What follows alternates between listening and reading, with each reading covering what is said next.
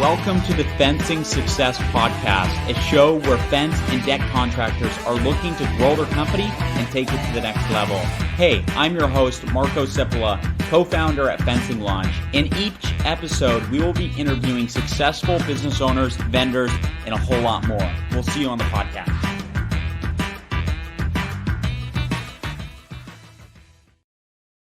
Hello. Welcome to the podcast. My name is Marko here with FencingLaunch, and today we have a very special guest. I've known him for quite some time now, and he's been a tremendous influence in the business world for a lot of folks in the service business world as well. You know, home services, painters, plumbers, things like that. His name is Dennis Yu.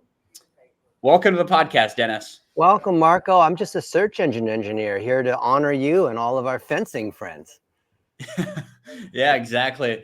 I bet the fencing industry is a little different than what you usually are. All service businesses share some commonality. It's a reflection of what's already working and just getting more of that if that signal is there. Yeah. Wait today to talk more about how to do this, do some live audits, and anyone who wants to join or comment later, help them too.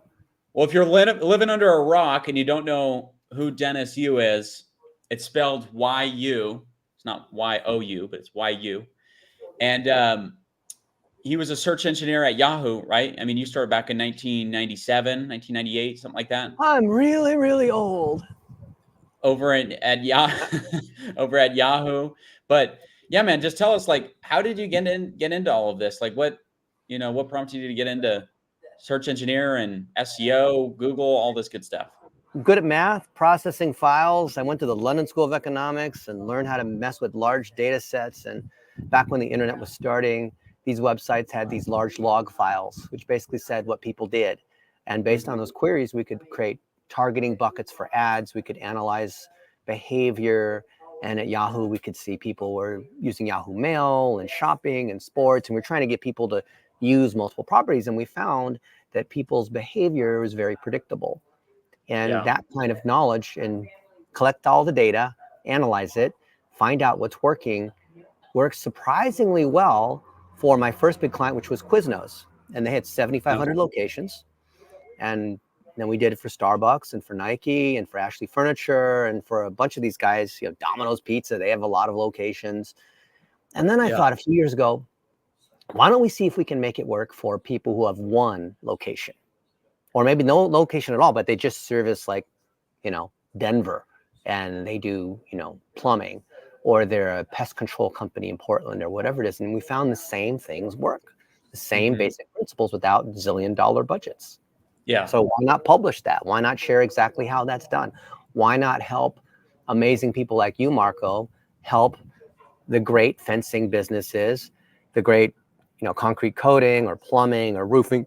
Why not? Home services is where it's at. Yeah. It's cool how that works. Like, those same strategies you used on Fortune 500 companies or household name brands that we know of, those same strategies are effective for the mom and pop service businesses as well. Like, it's no different. It's really the same sauce you're using, right? Because here's the thing that everyone seems to miss with digital and social. Digital and social, what we call SEO or PPC or whatever, is just an amplification of what you already have. So if you've got a lot of great reviews on your GMB, if your people are well trained and they know how to take care of the customer, that's going to show up in so many different ways that then you run ads against, as you guys are very good at doing. You incorporate into your website, you incorporate it in so many different ways, but it starts with the raw signal of your home services contractor, and you do really good work. If you are a crap contractor and you hire a great marketer, that used to beat being a great contractor and a, you know, crappy marketer, but now it's actually switched. So if you actually are good at what you do, even with crappy marketing, you're going to do so much better. And that's why I love digital marketing today, because it's to the advantage if you as an agency owner are working with fencing companies that have, you know, lots of positive reviews. Like I've seen you do this in other industries. You have a great filtering process for who's a good client, and therefore you know it's going to win, right? Yeah. You just kind of have like a standard of like, okay, here's the ideal client and here's who it can help with. Break down for the audience here, because, these are primarily fencing businesses, some deck companies, deck building, Yep. stuff like that as well. But, the fencing industry is big. It's massive. There's, Oh, yeah. Thousands of contractors in the fencing space. Yep. And like, what have you seen over the past few years when it comes to SEO? Because a lot of people, what I'm hearing is, I just spoke to somebody earlier this week. Like, he was telling me his SEO, even though he's ranking the same amount, Mm-hmm. just not be able to squeeze as much juice out of it, right? Yeah. So I wanted So to hear, what let's look is at real data. things that you've Let me noticed? show you with real data with an example that you gave me a little bit earlier. Yeah. And let me just hit the share screen button here. Okay, look, you see this? Fence me in index 2, right? Mm-hmm. So what most people do is they look at this and they say, oh, look, they do deck installation, installate residential fence, meet the team. You can look at the GMB, which they link to the leave a review instead of the actual GMB. Deck builder in Richmond, Virginia, right? And they have other Mm-hmm. location areas, New Kent, Sandstone, even though there's all these other areas they're in. Mm-hmm. This one location service page for Richmond, Virginia ranks on 52 keywords out of the 497 overall, right? So Marko, do you want to look at this page, which is for Richmond, Virginia, or do you want to look at the site overall? Well, we want to look at the site overall for the domain authority, right? But as far as the page, yeah, but the domain rating and domain authority is only one component, so I'm not too worried about the 12. So let's look at the site overall. Okay. So of all the pages, you think of each of the pages is like a lottery ticket, if you will, right? Mm-hmm. So I can see first off, they rank on their name, Fence Me In. That's a good sign because it's a signal that it's a brand term. People are searching for the name, right? They're searching Fence Me In index. But then when someone's searching for Fence Company, Richmond, Virginia, they haven't made a preference yet. So the fact that they have brand search at the top is sort of a glasses half full, glasses half empty thing. It means that their presence and their reputation is strong enough that people are searching on their name, right? But the glass is half empty is like, well, all these things related to fence installation, deck and fence company, Midlothian decks, commercial fencing, Richmond, Virginia, right? Yeah. These ones, if they're doing a good job with their SEO, these should be ahead of when people are actually searching for the company Fence Me In. You see this? Mm-hmm. And then we can see there's 300 people a month that search this. And here, let's just say, this is a pretty good one. Fence Company, Richmond, Virginia. That's pretty specific. That's high quality, right? Right. This one has 150 searches a month. And it would cost you $6.95 on Google to buy that click. I'm not Like saying a Google PPC. Like if you're running Google ads, Google ads will cost you almost $7 a click, right? Yeah. And right now, organically, they're getting 12 out of the 150 because they're in position 6, right? And they dropped 4 as of 13 days ago, right? And these things go up and down just like stock prices. Here's the thing to your question where you could be supposedly moving up in the search results, like moving up because you have more keywords or moving up because you're in higher position or moving up because you show up in the maps, but still somehow be getting less phone calls or less traffic. It's because these SERP features are actually where all search is headed. And this has happened really with the AI generated search, or they call it AI answers now, but it used to be called SGE, search generative experience, right? All the AI, their response to ChatGPT, right? So look, you see this?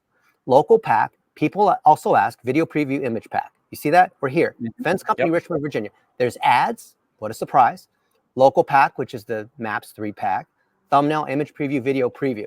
Look here, right? A different mix of these. This one's got paid site links, bottom ads, local pack, thumbnail. So you see how many different areas there are to be able to win. You can't just win in the regular 10 blue links and the regular search results.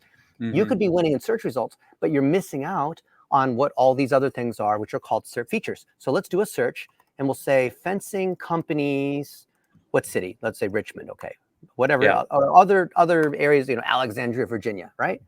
And look at how many different SERP features there are. Here's the LSA, the local service ads, also called Google Guaranteed or Google Verified, right? Then here's the local 3-pack, right? Then here's a bunch of regular search results. Then here's PAA. Look, do you need a permit to build a fence in Richmond, Virginia? So people who are searching on fencing companies, Richmond, Virginia, are also asking, what's the least expensive fencing to install? Do you think, Marko, or anyone listening, do you think it's important, if you want to rank on fencing companies, Richmond, Virginia, to also answer the questions that Google say people are also asking for that? Yeah. Right? Your And content so they're not. in those pages should answer the questions that are relevant to that main keyword, is what you're saying, Yeah. right? And look, you see these ones down at the bottom. This is basically another PAA box. Metal fencing, wood fencing, best fencing companies in Richmond, right? Fence repair. So if you want to rank on one thing, you have to answer all the related questions, right? And this is what people are missing on SEO. They think some SEO company will magically rank them because it's a technical thing. It is not a technical thing. You have to answer these related questions. And then look, you see up here at the top, Google introduced universal search, arguably 2012-ish. But you see this? Metal, residential, open now, online estimates, top rated, wood, right? So these Different are all variations on the same thing. Vinyl fencing, residential wood fencing companies, Richmond, Virginia, right? And then you have, this is hidden in plain sight, maps, shopping, images, video, right? You see all this? Yep. These are all opportunities to rank in Google. It's not just I rank number 5. Oh yeah, you rank number 5 on Google for what? How about videos? Wood fencing companies, Richmond. How many companies do you think, like, or this in Richmond, Virginia, Marko, do you think are making little 1-minute videos talking about wood fencing in Richmond, Virginia? Here's a house that we did, right? Look at this beautiful deck out here, right? Show your people that are out working, right? Right. There's almost no one that's doing it. So how easy is it to win in all the SERP features? You see this here? See all these SERP features here? That's where it's at. Video, see how big video is? Yeah. How competitive are some of these keywords that we're looking at right now? How do you know which ones to go after? Because there might be a keyword that's like fence company near me, or fencing services near me. There's gonna be different difficulty on those keywords, I imagine, right? Sure it is. So you see this column, keyword difficulty. Now, some people say, what tool are you using? There's 8 or 9 different tools you can use, and they all do different things in different areas. But the point is, like here, fence company, Richmond, Virginia, is still pretty easy to keyword difficulty of 26 out of 100. And this one here, fence installations, pretty easy, 17. Anything that's green, especially if it's less than 10. Deck builder, Richmond, Virginia, that's no competition at all. So what I'm looking for is a trade-off between how easy it is to go after versus how much volume there is. So there's 150 per month on fence company, Richmond, Virginia. Low keyword difficulty, low medium. And it's also highly valuable. It's very relevant. So if I were to rank on how to build my own fence or something, well, the quality of that's not as good as someone who's looking to hire someone to do it, right? Right. DIY. So it's just a balance between those three. You're looking at the difficulty, the volume, and the quality, right? And maybe wood decks are not as much, or maybe, commercial fencing is worth more, so you'll pay 3 times more. I don't know, whatever it is. So you just have to factor that out. Like, this is so easy. This one in Midlothian, Virginia, has a difficulty of 0, but there's 10 people looking for it, and you just sort of you see the trade-off here, right? Yeah. So typically, the less the search is, the more difficult it is or the easier it is to rank for. So if it's not a lot of people searching it, there's going to be less people ranking on it, which makes it easier to rank for that. Yeah. But also, there's going to be little pockets of keywords that are probably highly searched, like some of them in here, right? That have 200-300 search volume, that are still good keywords. They have buyer intent behind them. What does that mean to you, Dennis? Like, what does buyer intent mean to you in terms of these keywords? Because some keywords are going to be people looking for a job. Some of these keywords are going to be, I'm saying? So DIY stuff. Yeah. So there's several ways to look at intent. Now, me as a search engine engineer, I would look at intent as how likely are they looking to buy or hire a local service company now? And 25 to 30% of the searches actually have a geo modifier in them where they say the city. And another 15 or 20 have an implied modifier like near me, or it could be like Marko, you're in Scottsdale, and if you type in wood-fired pizza, well, that's an implied local search, because you're not looking for the recipe you're not looking for like the history of wood-fired pizza. You want to know like what places can give you wood-fired pizza right now and is open right now for delivery, right? So see how that's an implied local. So the best way, now you see how this, which I think is a client of yours, you see how they've got these service areas. So Richmond is obviously a bigger metro, and these other ones like Midlothian smaller, right? These are all like suburbs of Richmond, Virginia, right? So Right. if I see that Midlothian, there's not as many people searching in Midlothian or searching Midlothian deck company, but there's a location service page for deck builder in Midlothian, Virginia. So this is low difficulty, low competition, super high value, because it's not, across all of Washington, D.C. deck builder. Like, good luck with that, right? Texas deck building, right? No, Midlothian, how many people are competing on that? Almost nobody. And if I were to verify that, I could look at it in the Ahrefs data or whatever, and I could see here, it's easy to dominate here. These other guys are not very powerful. Look, DR8, these guys 3. I mean, it's so easy to build. We can easily beat these guys, right? Yeah. Easy. It's like, here you are, number 9, right? Why aren't we ahead of all these other people? Well, it's because the location service page that we're looking at is not as strong as it could be. So if I go back to where I was here, deck builder Midlothian, this one ranks on 40 keywords. This one page, this is a location page, right? So what you've done here for this client is you've spun up a page for every single city name, right? Yeah. These are location pages. Now this page ranks on 40, some 59, some keywords, right? Decking contractors, Midlothian, keyword difficulty 0. Deck builder, Midlothian, keyword difficulty 2, 0, 0, right? So easy. Yeah. And then if I look at the overall trend, I can see that it's been increasing significantly ever since they became a client of yours. Just a nice little hat tip to you. And, right? and to be clear, this isn't a client of ours for people watching, but it just an example here, because these are long tail keywords, right? Like deck builder in XYZ area. That's right. Like those would be like sub topics of of everything, because you have fencing, you have decking, and then under that you're going to have all these pages. But look at their Google business profile. Like, search on Google real quick. Like, how many reviews does this company have? Maybe that plays a factor. Yeah. Glen Allen, Virginia. Pretty strong. 299, 4.7 stars. But it's not how many reviews. A lot of people, they just like to obsess about how, what's more important than how many reviews there are? Like the quality, what's said in it and everything? The quality and the recency. So I see a lot of people say, well, I have more reviews than the other guys. I have 500 reviews and this other guy with 50 reviews is ahead of me. Well, not every review counts the same. Recency is very important. So I look at the newest review. They got a 1-star a day ago. Probably need to reply to them.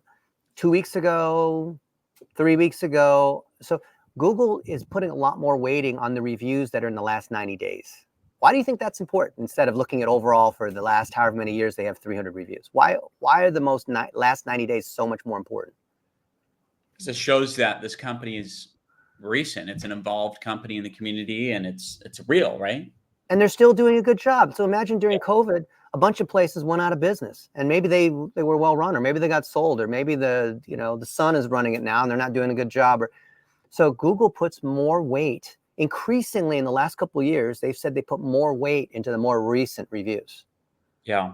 And then there's all the auto-generated reviews and review gating tools, which are illegal according to Google. There's all sorts of bad things that happen too. So you really want reviews that have pictures and also mention things that are related to the city, what was done, right? So they mention Fence Me Index, but if they want to make this even better, they could also say what city they're in. Right? Hey, I'm a homeowner in this city, and thank you, Corey Bridger. Right? You guys did a great job, and blah blah blah. And then this person, you can see Matt Softly. He's only left 1 review. So so I'm taking the search engine's point of view. How much trust is a search engine going to give when this is the only review that this person has ever left? Yeah. Versus here, Joanne's left 30 reviews. Whose review is going to count more? Yeah. So it's not how many reviews you have. It's the quality of the review. This guy's got 1 review, 6 reviews. Now, what you want is someone who has a lot of reviews, and they're not all 5-star, 1-star reviews. The reviews in that city, the person lives in that city, there's photos and videos, and it's a recent review, right? So if you add up all that, someone else, like here, these guys with 299 reviews, maybe someone else with only 50 reviews can be a lot better than that, but you see why, right? Even though these are 4.7 stars, that's not what's important, right? Yeah. And it's how close you are to this centroid. So if I'm in Alexandria, Virginia, versus Glen Allen or whatever, Google's going to prioritize how close you are too. So there's many factors that determine when you show up, which is why you would use, you know, these various like local Falcon. There's so many Vendasta, right? Yeah. And then you would see like where they are in the map results, right? Yeah. Yeah, because that's a really good point. They could be located in Allen, for example, but Richmond is where they do majority of their work because that's the more metro area, right? Right. And And so especially if you're a there's more service area people- business. yeah. Yep. If there's more people searching in those areas, then it's based on proximity at the end of the day, right? Google's not just going to show one, even if you're 5 cities over, you got more reviews, it doesn't matter. But have some empathy for me as a search engine engineer, because I'm like back when we were doing this stuff, do I show the guy who's only half a mile away but has worse reviews, or how about this other guy 5 miles away that does a lot better? You know, there's you have to weight multiple things, right? So here are these guys. Then what keyword do we want to rank on, right? Deck builder, fence contractor, right? You can see all this. Fence contractor for now. Okay. Yeah, add those two. So fence contractor, and then I'm going to run a 15 by 15 and a 10-mile radius, right?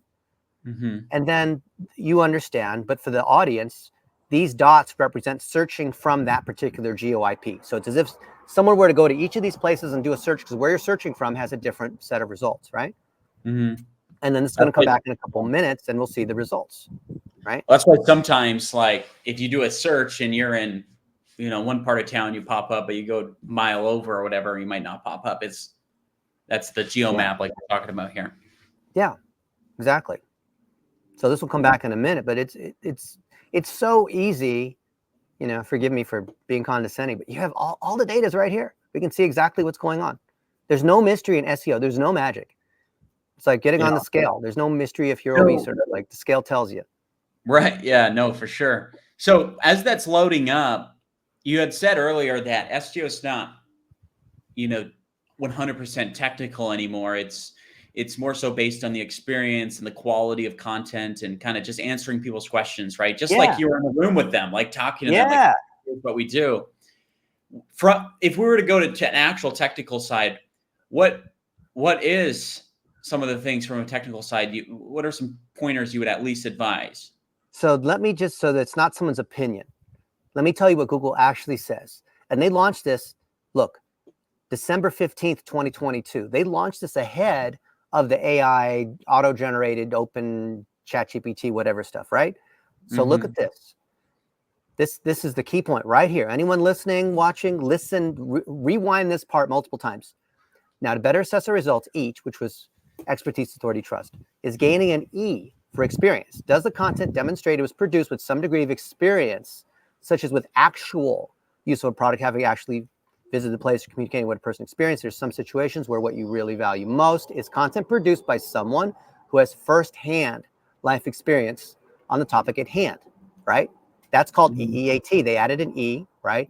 And so if I take any one of these pages, this is so simple. I want every one of you guys to implement this today. So here's this page on deck builder in Midlothian, right? So I could copy this and I could go to ChatGPT and I could say, how does this page rate on EEAT? Score 1 to 10, and also list specific. Remember I said PAA, people also ask, right? You have to answer those answered and not answered, right? Paste. I'm a professional copy paster. I just pasted in all the text from that page, right? So what we're trying to show is that they actually, this fence contractor actually does the thing that they do. Are they demonstrating expertise, experience, authority, trust? Sort of, right? Yeah. But there's so much more that you can do. Now we go into PAA. They did answer these questions. Remember we said when you do a search, Google also shows the related queries, right? People also ask, right? They don't answer the question of price. Okay.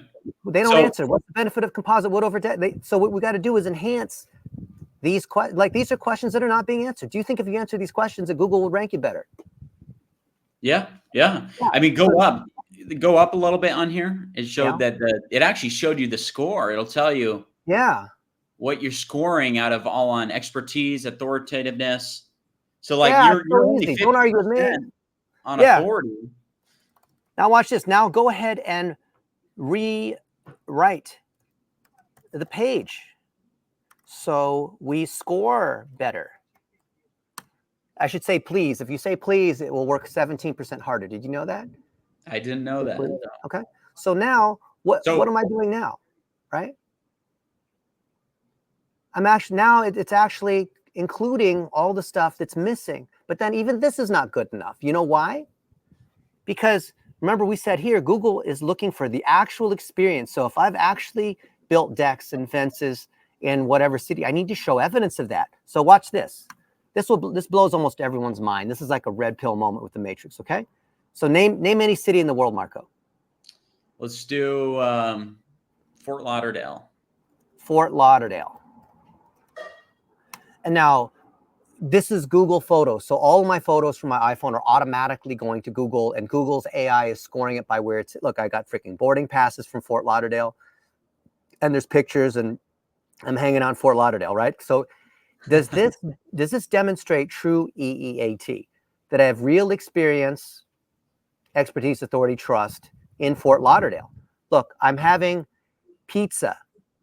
You can see here in Fort Lauderdale, you see in the bottom right, in Fort Lauderdale, with my buddy Elliot Drake. And this is where it is, August 25th, 2022, right? All this stuff. Now, do you think that if I used this picture, that Google would take into account that this is in Fort Lauderdale and all this other metadata, which is embedded in the picture, right? Mm-hmm. And then if I look at all the things with Elliot, the AI has done this, not me. The AI is categorizing whenever Elliot and I have been together, because guess what? It does facial recognition.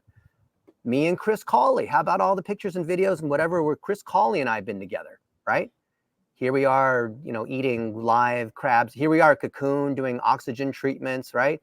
Look, it's got Aniko, Chris Cawley. This is in Las Vegas. But do you see how I am demonstrating real experience, expertise, authority, and trust in these various topics?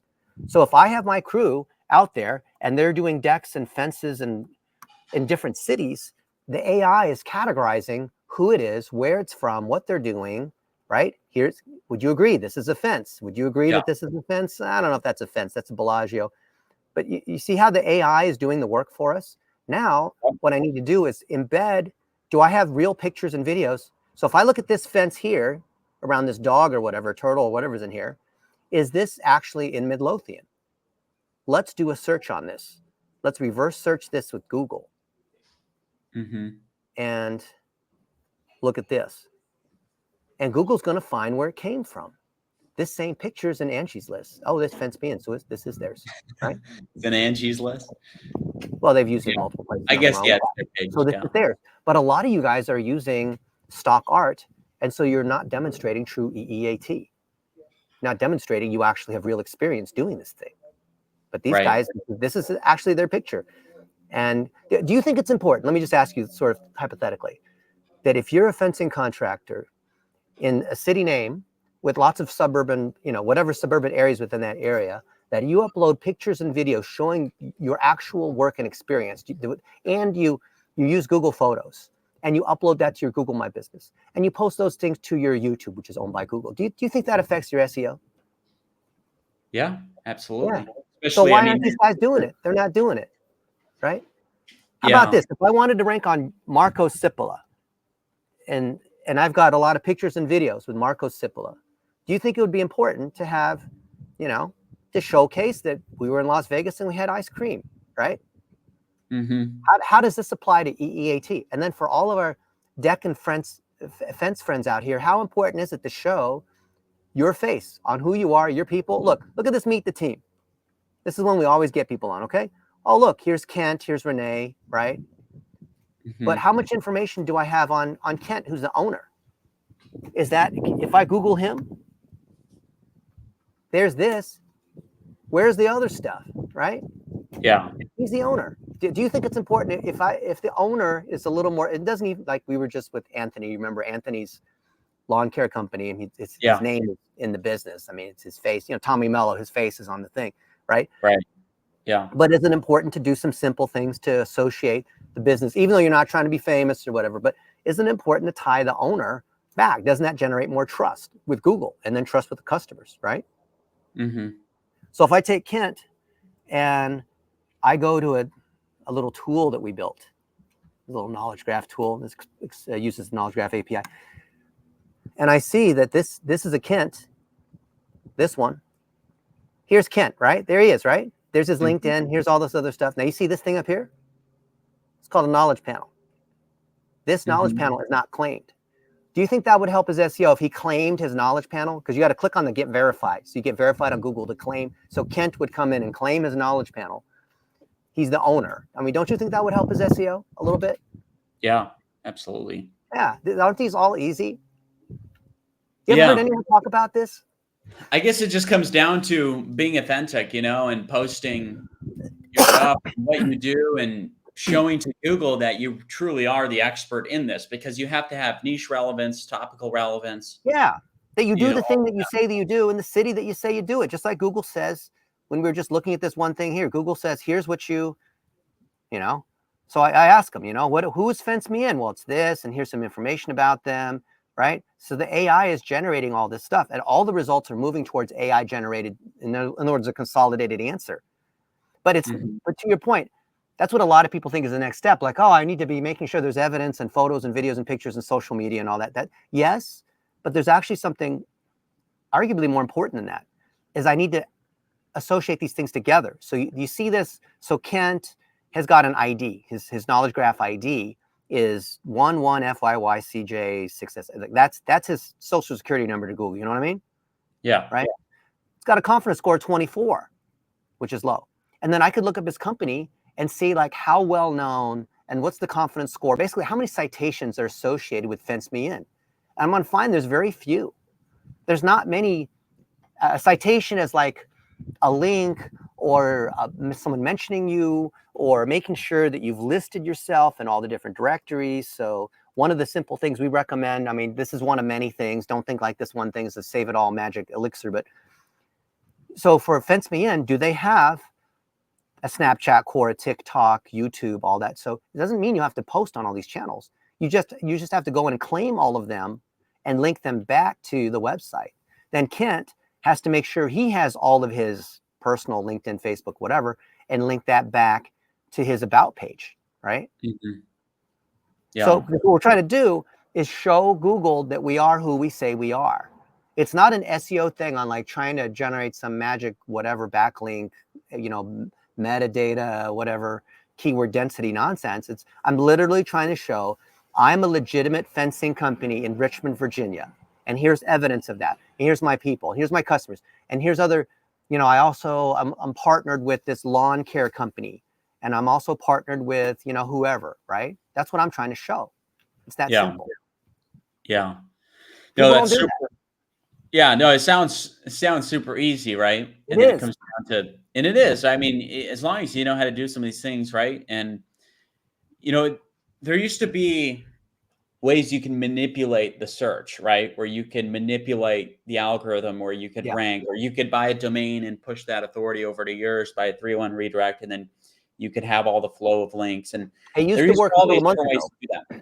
You saw 2 months ago through the helpful content update, millions of sites got penalized by Google, and not one of them had a re-inclusion request honored. In other words, the folks were knocked out of the index. And normally, when you get your hand slapped by Google, you can submit a re-inclusion request and say, oh, I'm so sorry, and they let you back in. Not one of those millions of sites got back. You know why? They weren't following the policy. Because they hired some SEO company, or you hired someone on Fiverr. I can go to Fiverr right now and show you millions of these guys who will say, hey, I'll do your SEO and give you, DR 60 plus links for $10.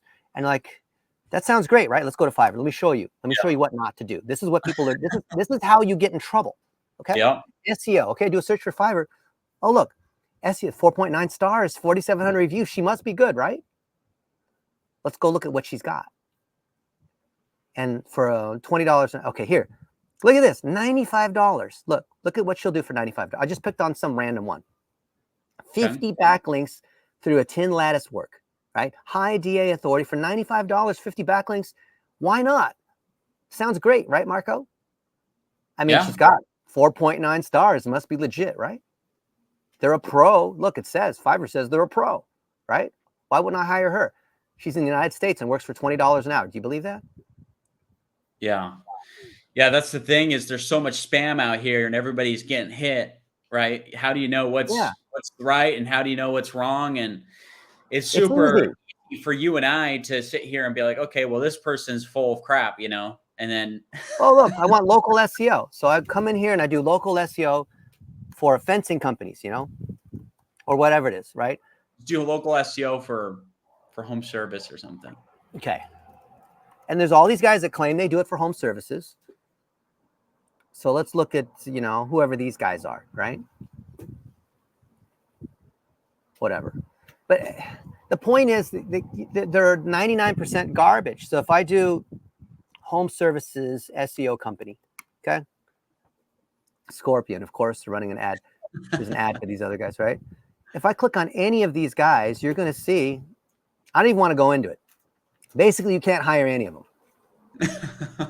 Well, none of them will, you know, the reality is you got to watch out for yourself. See, I think it comes down to, Dennis, as a fencing business owner, you have to, you know, have a head on your shoulders where you know a little bit of marketing, you know enough to be dangerous, where when it comes to hiring somebody or an individual or a consultant, you know, or just hire you. I mean, you even do these things as I well, put it right? I out mean, there for free, Marco. What I'm trying to, here's, if anyone's listening, here's one thing I want you to hear. You know more about Google than you think. You know mhm. more about SEO and how to generate results than you think. All these people out there having you believe that it's some complex thing that you don't understand. You have to pay a professional every month and mysteriously hope that your results go up. Here's what you need to do. Prove to Google you do the things that you say you do in the city that you do them. So you have to collect evidence of this, ideally photos and videos, not just of fencing index in each of the cities, but of relationships you have with your local church or the Italian restaurant or your son's little league thing, or just other things to show you actually are in that city. And there's other businesses that you network with in that city. And there's other fencing contractor shows. You go to some fencing conference and you network with those other people. Those are all generating trust in what we call the geo-vertical grid, that you are friends with other fencing companies in other areas and you're friends with other businesses in your city. That's the intersection. The people in your vertical, the people in your city, that creates an X, right? And the only Mhm. people you can't network with in that X are the people who are in the very middle of that, which are fencing companies in Richmond, Virginia. But any fencing company or any business in Richmond, Virginia, fair game, right? Who do you think, Marco, is better positioned to be able to build those relationships with fencing companies or people in Richmond, Virginia? That fencing company or some random person in some other city somewhere? Yeah, I mean, of course, the company there is give me a better, you know, be a better prospect for that, Yeah. right? So if you get all that stuff together into this bucket, then you just need some people to process it, to put it into your website, to put it on social media, to run Facebook ads, to do all the stuff that FencingLaunch does. Yeah. But there's things that you have to do as a client, right? Yeah. For a No, fencing company, absolutely. it's not just you write a check for however much every month to the agency. There's things that you need to do so that the agency is successful. Yeah. What, you know, as far as the future is concerned here, what trends do you see shaping the future of SEO in general? SEO is going to start to move towards page zero increasingly. That means that people are not coming to your website because the results are already shown. The reason Mhm. AI has become so popular is it's for lazy people that don't want to look through 10 results and click on one. They just want the consolidated answer. So Right. Google is increasingly showing information on the page without you having to even go there, which saves time because most people's websites load too slow anyway. So why not just show the answer? Why not? Have you seen it where it shows you the snippet where the people also ask, it grabs the answer from that part of the video, that particular segment. It's already watched all the videos. Yeah. So ironically, people will say, yeah, well, if Google's showing all this stuff and they're not coming to my website, I shouldn't build a website or make the videos anymore, right? No. What I No. need to do Where is does it have fall it there apart? and make it Yeah. easy for Google to be able to pick out my stuff, right? Right. Yeah. That's a And big if anything, I signal. need higher trust. That's the irony of this whole thing. Everything is moving towards a page zero consolidated result, towards you speaking to Alexa or Amazon. You know, this fall, Apple is launching their AI. They're calling it Apple Intelligence. They're not calling it AI, but it's Apple Intelligence. And guess what? You can talk to it like a chat GPT and all the AI is on board. Isn't that Yeah. incredible? Yeah. Yeah. Because like you said, I mean, your website is your hub, right? That's where a lot of your repeat business people are going to go to. That's where when people search your name directly, they see you on a billboard. And then when Google moves more towards, you said the future is going to be more of a zero page. Yeah. Like Google's going to have to pull from somewhere to see if you're a good contractor, right? Yeah. So at the end of the day, you're gonna need that website. Right? Whoever has the strongest, real, authentic signals. So not just more reviews, but evidence of your team members as they're going out. Maybe you have 3 crews that are going about. Like they are actually your marketing because they're collecting evidence, them going about their day. They're not professional videographers. They're not social media people. They don't have $60,000 cameras. They're just using their phones and just documenting little pieces along the way. And that creates the signal that AI-driven search, which is Google, is looking for. If you do that the right way, you're going to rank and you're going to win in social media and win in search and win in AI at the same time. Yeah, love that. And then before we get going here, what one piece of sort of recommendation just before we jump off here? What's one quick tip that even a fence contractor listening in here can implement other than the things you mentioned?